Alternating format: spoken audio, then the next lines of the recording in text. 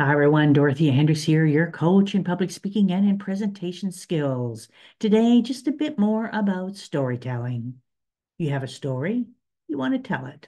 Now, how you tell it depends on how you express what you want to say through the sentences that you use. Longer sentences, shorter sentences. Ideally, you want to use a mix of both longer and shorter sentences.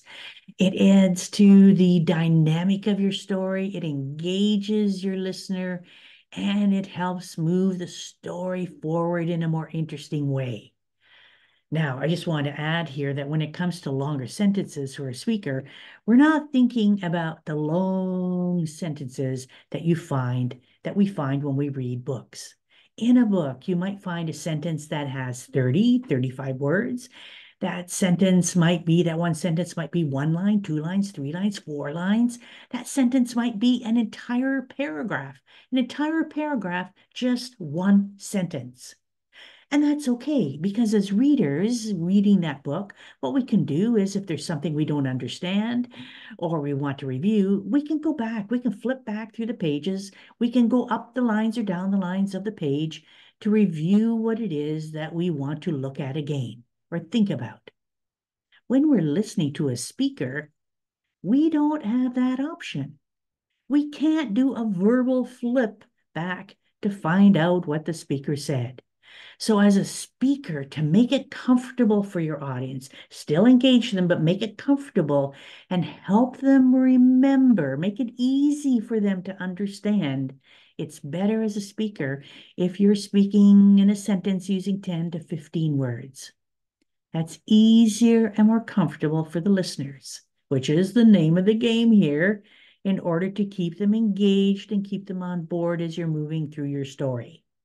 So longer sentences, 10 to 15 words, shorter sentences, of course, are going to be shorter, have less words. In fact, we might even just have a one-word sentence.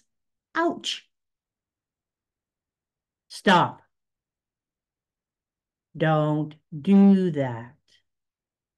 Which of course means that's not one word, that's four words, or three words if you're thinking about the contraction. So mixing longer sentences and shorter sentences together is what you want to do.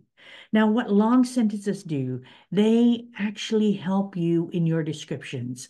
They help you in your explanations and giving detail.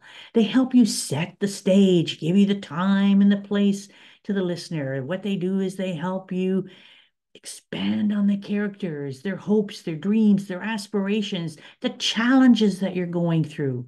So longer sentences give you the opportunity to explain and to add detail.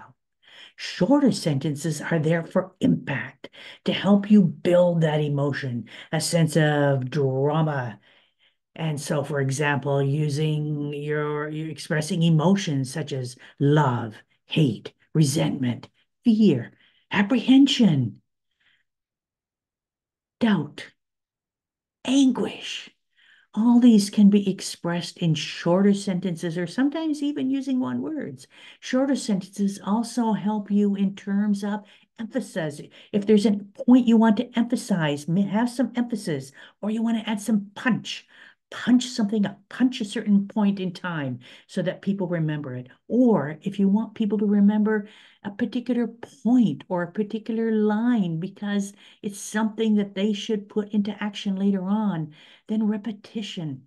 The shorter the sentence for you to repeat, even sometimes one word repetition is what helps an audience remember if you want it and if you want them to take it away. So repetition, emphasis, adding drama, adding punch is what the shorter sentences help you do.